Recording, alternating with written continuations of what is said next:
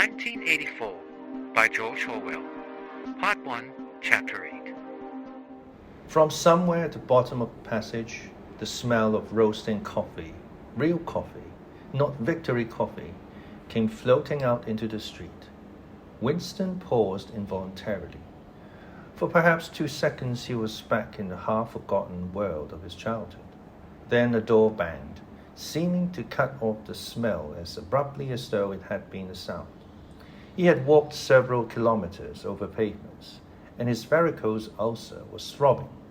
This was the second time in 3 weeks that he had missed an evening at the community center. A rash act, since you could be certain that the number of your attendances at the center was carefully checked. In principle, a party member had no spare time, and was never alone except in bed. It was assumed that when he was not working, eating, or sleeping, he would be taking part in some kind of communal recreation. To do anything that suggested a taste for solitude, even to go for a walk by yourself, was always slightly dangerous. There was a word for it in Newspeak. Own life, it was called, meaning individualism and eccentricity. But this evening, as he came out of the ministry, the balminess of the April air had tempted him. The sky was a warm blue than he had seen it that year, and suddenly the long, noisy evening at the center, the boring, exhausting games, the lectures, the creaking camaraderie oiled by gin, had seemed intolerable.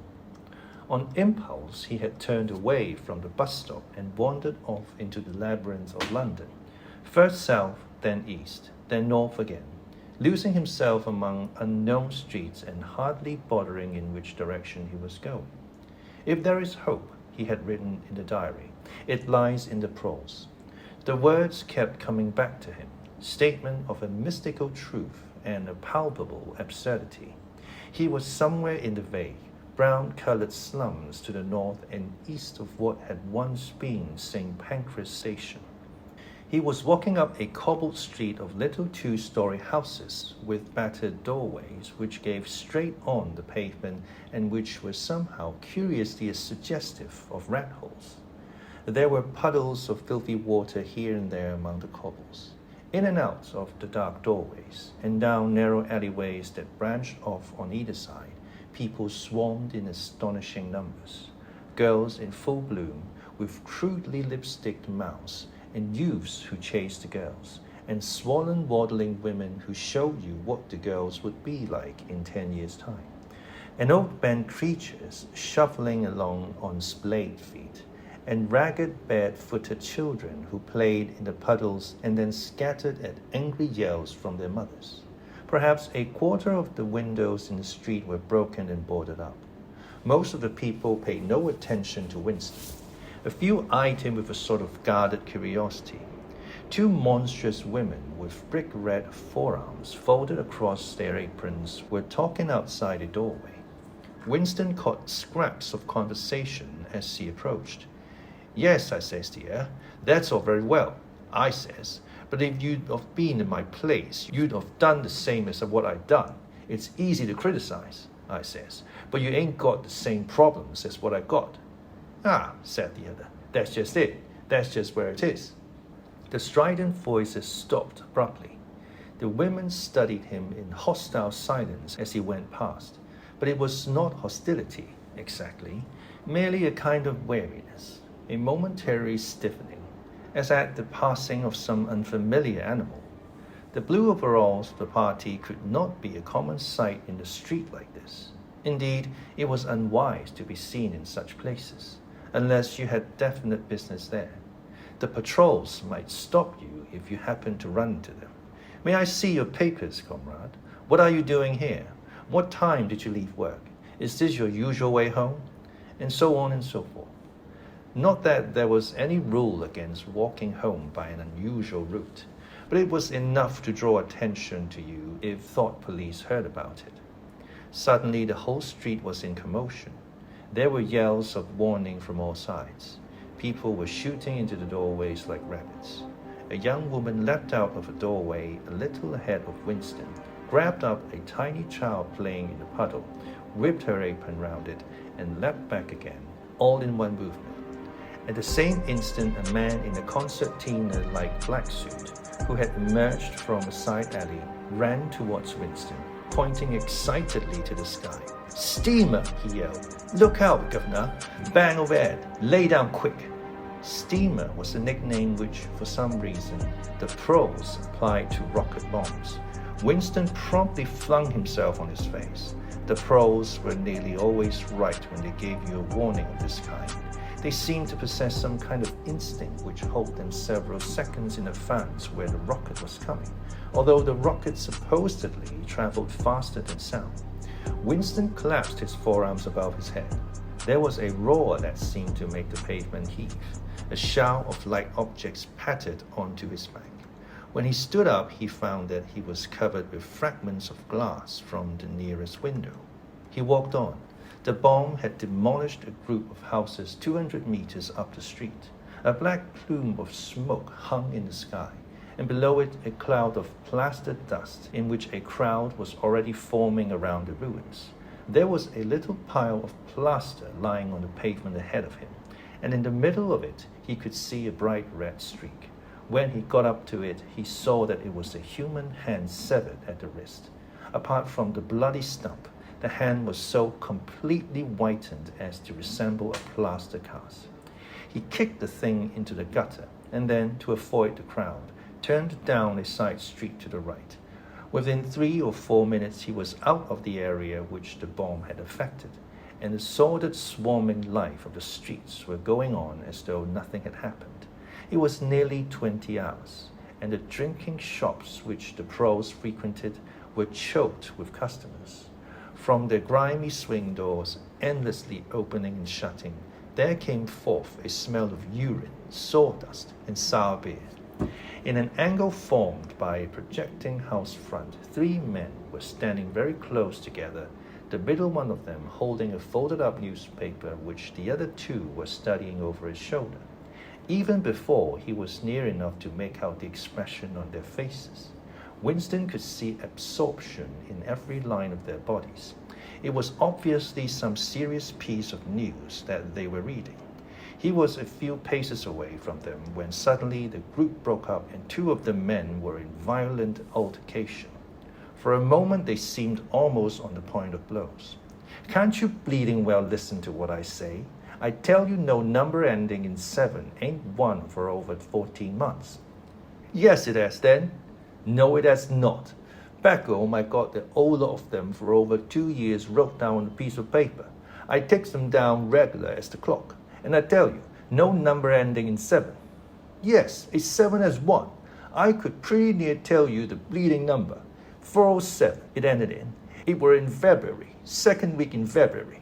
February, your grandmother. I got it all down in black and white. And I tell you, no number." "Oh, pack it in," said the 3rd man.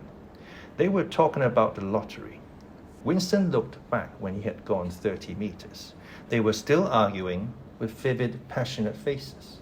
The lottery, with its weekly payout of enormous prizes, was the one public event to which the pros paid serious attention. It was probable that there were some millions of pros for whom the lottery was the principal, if not the only reason for remaining alive. It was their delight, their folly, their anodyne, their intellectual stimulant. Where the lottery was concerned, even people who could barely read and write seemed capable of intricate calculations and staggering feats of memory. There was a whole tribe of men who made a living simply by selling systems, forecasts, and lucky amulets. Winston had nothing to do with the running of the lottery, which was managed by the Ministry of Plenty, but he was aware that the prizes were largely imaginary. Only small sums were actually paid out, the winners of the big prizes being non-existent persons. In the absence of any real intercommunication between one part of Oceania and another, this was not difficult to arrange. But if there was hope, it lay in the prose. You had to cling on to that. When you put it in words, it sounded reasonable. It was when you looked at the human beings passing you on the pavement that it became an act of faith. The street into which she had turned ran downhill. He had a feeling that he had been in this neighborhood before, and that there was a main thoroughfare not far away. From somewhere ahead there came a din of shouting voices. The street took a sharp turn and then ended in a flight of steps which led down into a sunken alley where a few stall-keepers were selling tired-looking vegetables. At this moment, Winston remembered where he was. The alley led out into the main street, and down the next turning, not 5 minutes away, was the junk shop where he had bought the blank book which was now his diary. And in a small stationer's shop not far away he had bought his pen holder and his bottle of ink. He paused for a moment at the top of the steps. On the opposite side of the alley there was a dingy little pub whose windows appeared to be frosted over, but in reality were merely coated with dust. A very old man, bent but active, with white moustaches that bristled forward like those of a prawn, pushed open the swing door and went in. As Winston stood watching, it occurred to him that the old man, who must be 80 at the least, had already been middle-aged when the revolution happened. He and a few others like him were the last links that now existed with the vanished world of capitalism. In the party itself, there were not many people left whose ideas had been formed before the revolution.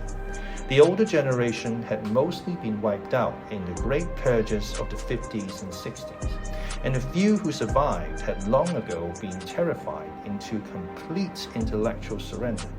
If there was anyone still alive who could give you a truthful account of conditions in the early part of the century, it could only be a pro. Suddenly, the passage from the history book that he had copied into his diary came back into Winston's mind, and a lunatic impulse took hold of him. He would go into the pub. He would scrape acquaintance with that old man and question him. He would say to him, "Tell me about your life when you were a boy.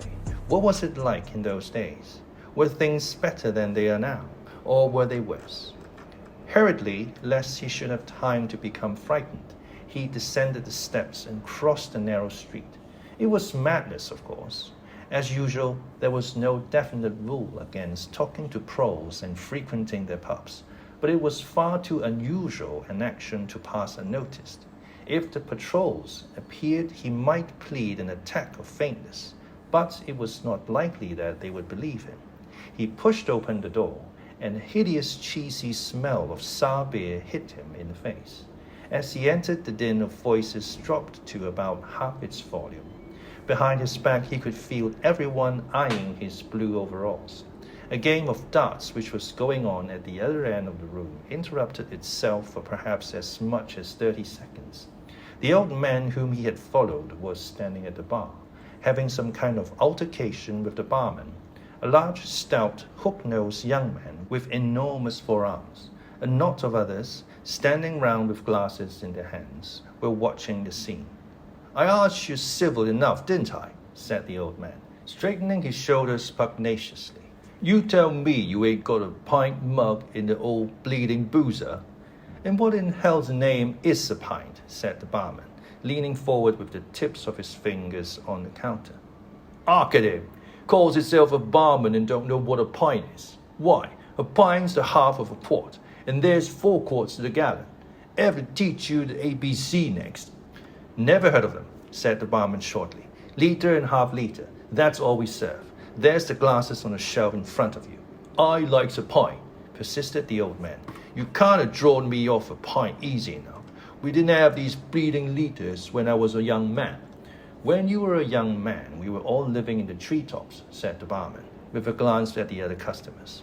There was a shout of laughter, and the uneasiness caused by Winston's entry seemed to disappear. The old man's white-stubbed face had flushed pink. He turned away, muttering to himself, and bumped into Winston. Winston caught him gently by the arm. "May I offer you a drink?" he said. "You're a gent," said the other, straightening his shoulders again. He appeared not to have noticed Winston's blue overalls. "Pint," he added aggressively to the barman. "Pint of wallop." The barman swished 2 half-liters of dark brown beer into thick glasses which he had rinsed in a bucket under the counter. Beer was the only drink you could get in pro pubs. The pros were supposed not to drink gin, though in practice they could get hold of it easily enough. The game of darts was in full swing again, and a knot of men at the bar had begun talking about lottery tickets. Winston's presence was forgotten for a moment. There was a deal table under the window where he and the old man could talk without fear or being overheard. It was horribly dangerous, but at any rate there was no telescreen in the room, a point he had made sure of as soon as he came in. "He could have drawn me off a pint," grumbled the old man as he settled down behind the glass. "A half-litre ain't enough. It don't satisfy. And an old litre's too much. It starts my bladder running, let alone the price." "You must have seen great changes since you were a young man," said Winston tentatively.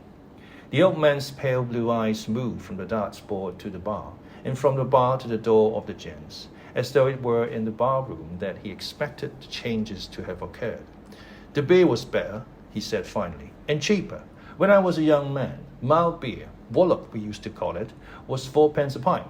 That was before the war, of course."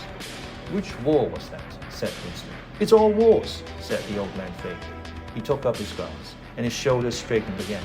"It is wishing you the very best of those." In his lean throat, the sharp-pointed Adam's apple made a surprisingly rapid up-and-down movement, and the beer vanished. Winston went to the bar and came back with 2 more half-litres. The old man appeared to have forgotten his prejudice against drinking a full litre. "You are very much older than I am," said Winston. "You must have been a grown man before I was born. You can remember what it was like in the old days, before the Revolution. People of my age don't really know anything about those times. We can only read about them in books, and what it says in the books may not be true. I should like your opinion on that. The history book says that life before the Revolution was completely different from what it is now. That was the most terrible oppression, injustice, poverty, worse than anything we can imagine. Here in London, the great mass of the people never had enough to eat from birth to death. Half of them hadn't even boots on their feet. They worked 12 hours a day. They left school at 9. They slept 10 in a room. And at the same time, there were very few people, only a few thousands, the capitalists, they were called, who were rich and powerful. They owned everything that there was to own. They lived in great gorgeous houses with 30 servants. They rode about in motor cars and 4-horse carriages. They drank champagne. They wore top hats." The old man brightened suddenly. "Top hats," he said. "Funny you should mention them. The same thing come into my head only yesterday. I don't know why. I was just thinking. I ain't seen a top hat in years. Gone right out, they have. The last time I wore one was at my sister-in-law's funeral. And that was, well, I couldn't give you the date, but it must have been 15 years ago. Of course, it was only eared for the occasion, you understand." "It isn't very important about the top hats," said Winston patiently. "The point is, these capitalists, they and a few lawyers and priests and so forth who lived on them, were the lords of the earth. Everything existed for their benefit. You, the ordinary people, the workers, were their slaves. They could do what they liked with you. They could ship you off to Canada like cattle. They could sleep with your daughters if they chose. They could order you to be flogged with something called a cat o' nine tails. You had to take your cap off when you passed them. Every capitalist went about with a gang of lackeys who..." The old man brightened again. "Lackeys," he said. "Now there's a word I ain't heard since ever so long. Lackeys. That regular takes me back. That does. I recollect, donkey's years ago, I used to sometimes go to your park of a Sunday afternoon to hear the blokes making speeches. Salvation Army, Roman Catholics, Jews, Indians, all sorts there was. And there was one bloke, I couldn't give you his name, but a real powerful speaker he was. He didn't have give it them. Lackeys, he says, lackeys of the bourgeois, flunkies of the ruling class, parasites, that was another of them. And yenas, he definitely called them yenas. Of course, he was referring to the Labour Party. You understand." Winston had a feeling that they were talking at cross purposes. "What I really wanted to know was this," he said. "Do you feel that you have more freedom now than you had in those days? Are you treated more like a human being? In the old days, the rich people, the people at the top?" Put in the old man reminiscently. "The House of the Lords, if you like. What I'm asking is, Were these people able to treat you as an inferior simply because they were rich and you were poor? Is it a fact, for instance, that you had to call them sir and take off your cap when you passed them? The old man appeared to think deeply. He drank off about a quarter of his beer before answering. Yes, he said. They like you to touch your cap with them. It showed respect, like. I didn't agree with it myself, but I'd done it often enough. Had to, as you might say. And was it usual? I'm only quoting what I've read in history books. Was it usual for these people and their servants to push you off the pavement into the gutter? One of them pushed me once, said the old man. I recollect it as if it was yesterday. It was boat race night. Terribly rowdy they used to get on boat race night, and I bumps into a young bloke on Shaftesbury Avenue. Quite a gent he was. Dress shirt, top hat, black overcoat. He was kind of zigzagging across the pavement, and I bumps into him accidental-like. He says, why can't you look where you're going? He says, I say, do you think you've bought the bleeding pavement? He says, I'll twist your bloody head off if you get fresh with me. I says, you're drunk. I'll give you in charge a half a minute. I says, and if you believe me, he put his hand on my chest and gives me a shove as pretty near sent me near the wheels of a bus. Well, I was young in them days, and I was going to have fetched him one, only... A sense of helplessness took hold of Winston. The old man's memory was nothing but a rubbish heap of details. One could question him all day without getting any real information. The party histories might still be true, after a fashion. They might even be completely true. He made a last attempt. Perhaps I have not made myself clear, he said. What I'm trying to say is this. You have been alive a very long time. You lived half your life before the revolution. In 1925, for instance, you were already grown up. Would you say, from what you can remember, that life in 1925 was better than it is now, or worse, if you could choose? Would you prefer to live then or now? The old man looked meditatively at the darts board. He finished up his beer, more slowly than before. When he spoke, it was with a tolerant philosophical air, as though the beer had mellowed him. I know what you expect me to say, he said. You expect me to say is I'd sooner be young again. Most people say they'd sooner be young, if you ask them. You got your elven strength when you're young. When you get to my time of life, you ain't never well. I suffer something wicked from my feet, and my bladder's just terrible. 6 and 7 times a night it has me out of bed. On the other hand, there's great advantages in being an old man. You ain't got the same worries. No truck with women, and that's a great thing. I ain't had a woman for near on 30 years, if you credit it, nor wanted to, what's more. Winston sat back against the windowsill. It was no use going on. He was about to buy some more beer when the old man suddenly got up and shoveled rapidly into the stinking urinal at the side of the room. The extra half-liter was already working on him. Winston sat for a minute or two gazing at his empty glass, and hardly noticed when his feet carried him out into the street again. Within 20 years at the most, he reflected the huge and simple question, was life better before the revolution than it is now? Would have ceased once and for all to be answerable. But in effect it was unanswerable even now, since the few scattered survivors from the ancient world were incapable of comparing one age with another. They remembered a million useless things, a quarrel with a workmate, a hunt for a lost bicycle pump, the expression on a long-dead sister's face, the swirls of dust on a windy morning 70 years ago. But all the relevant facts were outside the range of their vision. They were like the ants, which can see small objects but not large ones. And when memory failed and written records were falsified, when that happened, the claim of the party to have improved the conditions of human life had got to be accepted, because there did not exist, and never again could exist, any standard against which it could be tested.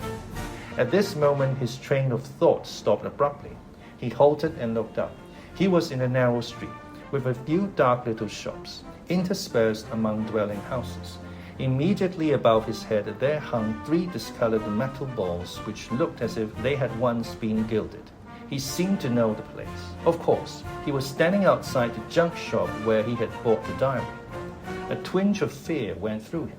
It had been a sufficiently rash act to buy the book in the beginning, and he had sworn never to come near the place again. and yet the instant that he allowed his thoughts to wander, his feet had brought him back here of their own accord. It was precisely against suicidal impulses of this kind that he had hoped to guard himself by opening the diary. At the same time, he noticed that although it was nearly 21 hours, the shop was still open. With the feeling that he would be less conspicuous inside than hanging about on the pavement, he stepped through the doorway. If questioned, he could plausibly say that he was trying to buy razor blades. The proprietor had just lighted a hanging oil lamp which gave off an unclean but friendly smell. He was a man of perhaps 60, frail and bowed, with a long benevolent nose, and mild eyes distorted by thick spectacles. His hair was almost white, but his eyebrows were bushy and still black. His spectacles, his gentle fuzzy movements, and the fact that he was wearing an aged jacket of black velvet gave him a vague air of intellectuality, as though he had been some kind of literary man, or perhaps a musician. His voice was soft, as though faded, and his accent less debased than that of the majority of prose. "I recognize you on the pavement," he said immediately. "You're the gentleman that bought the young lady's keepsake album. That was a beautiful bit of paper, that was.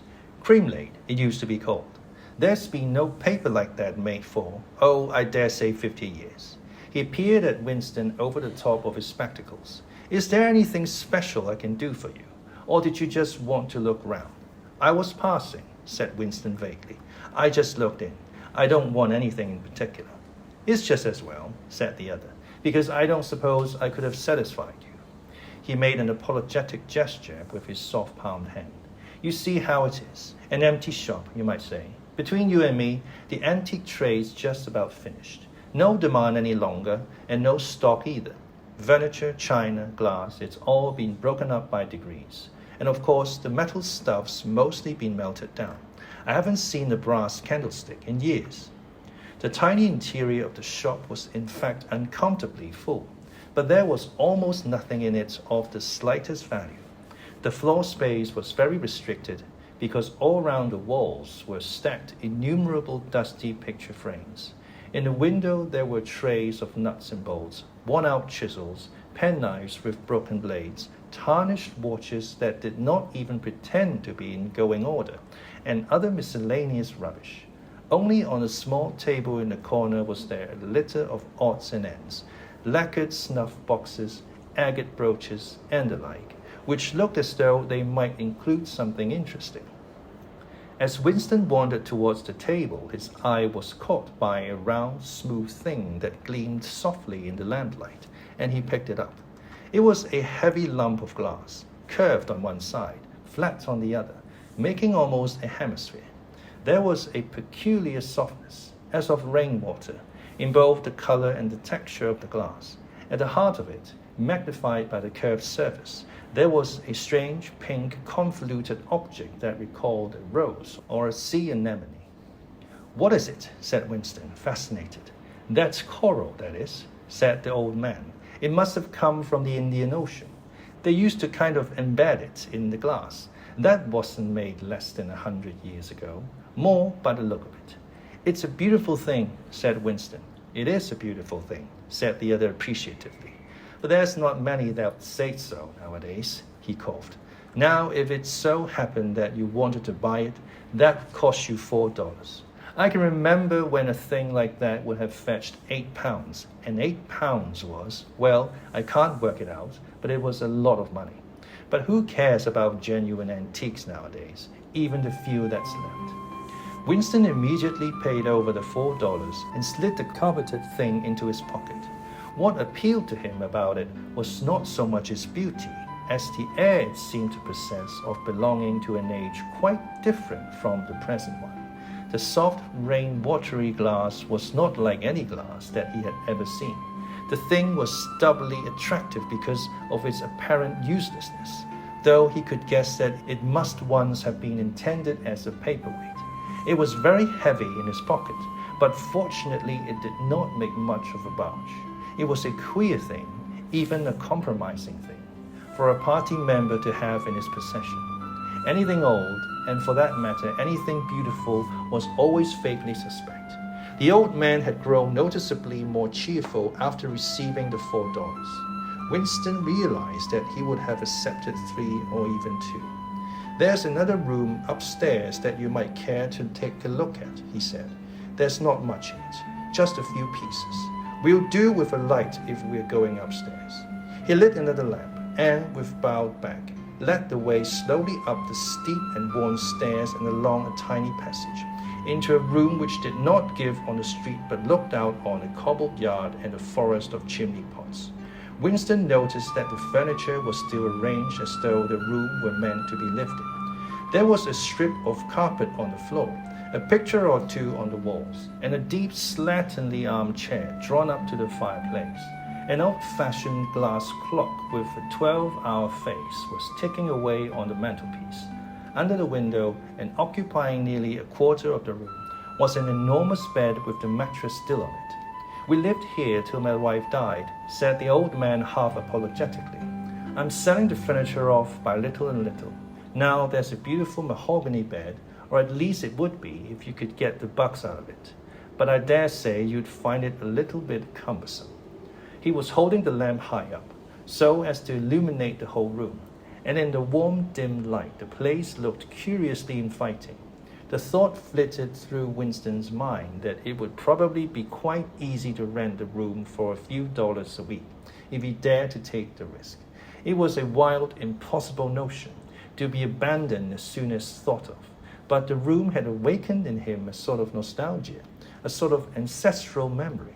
It seemed to him that he knew exactly what it felt like to sit in a room like this, in an armchair beside an open fire with your feet in the fender and a kettle on the hob, utterly alone, utterly secure, with nobody watching you, no voice pursuing you, no sound except the singing of the kettle and the friendly ticking of the clock. There's no telescreen, he could not help murmuring. Ah, said the old man, I never had one of those things, too expensive. And I never seem to feel the need of it, somehow. Now that's a nice gate-leg table in the corner there, though of course you'd have to put new hinges on it if you wanted to use the flaps. There was a small bookcase in the other corner, and Winston had already gravitated towards it. It contained nothing but rubbish. The hunting down and destruction of books had been done with the same thoroughness in the pro quarters as everywhere else. It was very unlikely that there existed anywhere in Oceania a copy of a book printed earlier than 1960. The old man, still carrying the lamp, was standing in front of a picture in a rosewood frame which hung on the other side of the fireplace, opposite the bed. Now, if you happen to be interested in old prints at all, he began delicately. Winston came across to examine the picture. It was a steel engraving of an oval building with rectangular windows and a small tower in front. There was a railing running round the building, and at the rear end there was what appeared to be a statue. Winston gazed at it for some moments. It seemed vaguely familiar, though he did not remember the statue. The frame's fixed to the wall, said the old man, but I could unscrew it for you, I dare say. I know that building, said Winston finally. It's a ruin now. It's in the middle of the street outside the Palace of Justice. That's right, outside the law courts. It was bombed in, many years ago. It was a church at one time. St. Clement's, its name was. He smiled apologetically, as though conscious of saying something slightly ridiculous, and added, Oranges and lemons, say the bells of St. Clement's. What's that? Said Winston. Oh, oranges and lemons, say the bells of St. Clement's. That was a rhyme we had when I was a little boy. How it goes on, I don't remember, but I do know it ended up, here comes a candle to light you to bed, here comes a chopper to chop off your head. It was a kind of a dance. They held out their arms for you to pass under, and when they came to, here comes a chopper to chop off your head, they brought their arms down and caught you. It was just the names of churches. All the London churches were in it, all the principal ones, that is. Winston wondered vaguely to what century the church belonged.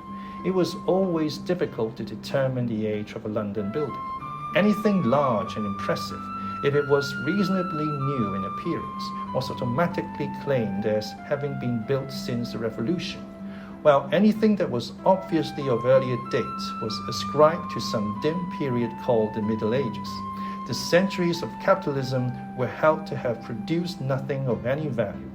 One could not learn history from architecture any more than one could learn it from books.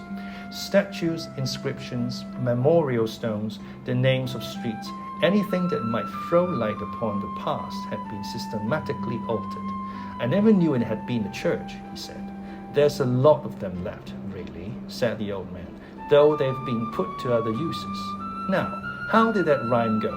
I've got it. Oranges and lemons, say the bells of St. Clement's. You owe me 3 farthings, say the bells of St. Martin's. There now, that's as far as I can get. A farthing. That was a small copper coin. Looked something like a cent. Where was St. Martin's? Said Winston. St. Martin's? That's still standing. It's in Victory Square, alongside the picture gallery. A building with a kind of a triangular porch and pillars in front, and a big flight of steps. Winston knew the place well. It was a museum used for propaganda displays of various kinds. Scale models of rocket bombs and floating fortresses. Waxwork tableaux illustrating enemy atrocities, and the like. St. Martin's in the Fields, it used to be called, supplemented the old man, though I don't recollect any fields anywhere in those parts. Winston did not buy the picture. It would have been an even more incongruous possession than the glass paperweight, and impossible to carry home, unless it were taken out of his frame. But he lingered for some minutes more, talking to the old man, whose name he discovered was not Weeks, as one might have gathered from the inscription over the shop front, but Charrington. Mr. Charrington, it seemed, was a widower aged 63 and had inhabited this shop for 30 years. Throughout that time he had been intending to alter the name over the window, but had never quite got to the point of doing it. All the while that they were talking, the half-remembered rhyme kept running through Winston's head. Oranges and lemons, say the bells of St. Clement's. You owe me 3 farthings, say the bells of St. Martin's. It was curious, but when you said it to yourself, you had the illusion of actually hearing bells, the bells of a lost London that still existed somewhere or other, disguised and forgotten. From one ghostly steeple after another, he seemed to hear them pealing forth. Yet, so far as he could remember, he had never in real life heard church bells ringing. He got away from Mr. Charrington and went down the stairs alone, so as not to let the old man see him reconnoitering the street before stepping out of the door. He had already made up his mind that after a suitable interval, a month say, he would take the risk of visiting the shop again. It was perhaps not more dangerous than shirking an evening at the centre. The serious piece of folly had been to come back here in the first place, after buying the diary and without knowing whether the proprietor of the shop could be trusted. However, yes, he thought again, he would come back. He would buy further scraps of beautiful rubbish. He would buy the engraving of St. Clementines, take it out of his frame, and carry it home concealed under the jacket of his overalls. He would drag the rest of that poem out of Mr. Charrington's memory. Even the lunatic project of renting the room upstairs flashed momentarily through his mind again. For perhaps 5 seconds, exultation made him careless, and he stepped out onto the pavement without so much as a preliminary glance through the window. He had even started humming to an improvised tune. Oranges and lemons, say the bells of St. Clement's. You owe me 3 farthings, say the... Suddenly his heart seemed to turn to ice and his bowels to water. A figure in blue overalls was coming down the pavement, not 10 meters away. It was the girl from the fiction department, the girl with dark hair. The light was failing, but there was no difficulty in recognizing her. She looked him straight in the face, then walked quickly on as though she had not seen him. For a few seconds, Winston was too paralyzed to move. Then he turned to the right and walked heavily away, not noticing for the moment that he was going in the wrong direction. At any rate, one question was settled. There was no doubting any longer that the girl was spying on him. She must have followed him here, because it was not credible that by pure chance she should have happened to be walking on the same evening up the same obscure back street, kilometers distant from any quarter where party members lived. It was too great a coincidence. Whether she was really an agent of the thought police or simply an amateur spy actuated by officiousness hardly mattered. It was enough that she was watching him. Probably she had seen him go into the pub as well. It was an effort to walk.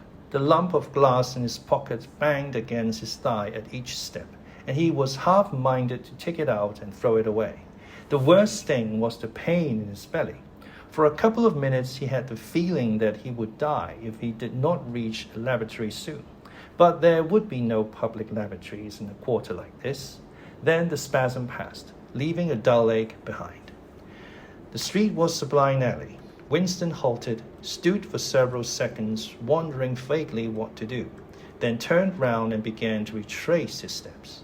As he turned, it occurred to him that the girl had only passed him 3 minutes ago and that by running, he could probably catch up with her. He could keep on her track till they were in some quiet place and then smash his skull in with a cobblestone. The piece of glass in his pocket would be heavy enough for the job, but he abandoned the idea immediately, because even the thought of making any physical effort was unbearable. He could not run, he could not strike a blow. Besides, she was young and lusty and would defend herself. He thought also of hurrying to the community center and staying there till the place closed, so as to establish a partial alibi for the evening. But that too was impossible. A deadly lassitude had taken hold of him. All he wanted was to get home quickly and then sit down and be quiet. It was after 22 hours when he got back to the flat. The lights would be switched off at the main at 23:30. He went into the kitchen and swallowed nearly a teacupful of Victory gin. Then he went to the table in the alcove, sat down, and took the diary out of the drawer. But he did not open it at once. From the telescreen, a brassy female voice was squalling a patriotic song. He sat staring at the marbled cover of the book, trying without success to shut the voice out of his consciousness. It was at night that they came for you, always at night. The proper thing was to kill yourself before they got you. Undoubtedly, some people did so. Many of the disappearances were actually suicides, but it needed desperate courage to kill yourself in a world where firearms or any quick and certain poison were completely unprocurable. He thought with a kind of astonishment of the biological uselessness of pain and fear, the treachery of the human body which always freezes into inertia at exactly the moment when the special effort is needed. He might have silenced the dark-haired girl if only he had acted quickly enough, but precisely because of the extremity of his danger, he had lost the power to act. It struck him that in moments of crisis, one is never fighting against an external enemy, but always against one's own body. Even now, in spite of the gin, the dull ache in his belly made consecutive thought impossible. And it is the same, he perceived, in all seemingly heroic or tragic situations. On the battlefield, in the torture chamber, on a sinking ship, the issues that you are fighting for are always forgotten, because the body swells up until it fills the universe. And even when you are not paralyzed by fright or screaming with pain, life is a moment-to-moment struggle against hunger or cold or sleeplessness, against a sour stomach or an aching tooth. He opened the diary. It was important to write something down. The woman on the telescreen had started a new song. Her voice seemed to stick into his brain like jagged splinters of glass. He tried to think of O'Brien, for whom or to whom the diary was written, but instead he began thinking of the things that would happen to him after the thought police took him away. It would not matter if they killed you at once. To be killed was what you expected. But before death, there was the routine of confession that had to be gone through. The groveling on the floor and screaming for mercy. The crack of broken bones, the smashed teeth, and bloody clots of hair. Why did you have to endure it, since the end was always the same? Why was it not possible to cut a few days or weeks out of your life? Nobody ever escaped detection, and nobody ever failed to confess. When once you had succumbed to thought crime, it was certain that by a given date you would be dead. Why then did that horror, which altered nothing, have to lie embedded in future time? He tried with a little more success than before to summon up the image of O'Brien. We shall meet in the place where there is no darkness, O'Brien had said to him. He knew what it meant, or thought he knew. The place where there is no darkness was the imagined future, which one would never see, but which, by foreknowledge, one could mystically share in. But with the voice from the telescreen nagging at his ears, he could not follow the train of thought further. He put a cigarette in his mouth. Half the tobacco promptly fell out onto his tongue, a bitter dust which was difficult to spit out again. The face of Big Brother swam into his mind, displacing that of O'Brien, just as he had done a few days earlier. He slid a coin out of his pocket and looked at it. The face gazed up at him, heavy, calm, protected. But what kind of smile was hidden beneath the dark moustache? Like a leaden nail, the words came back to him. War is peace. Freedom is slavery. Ignorance is strength.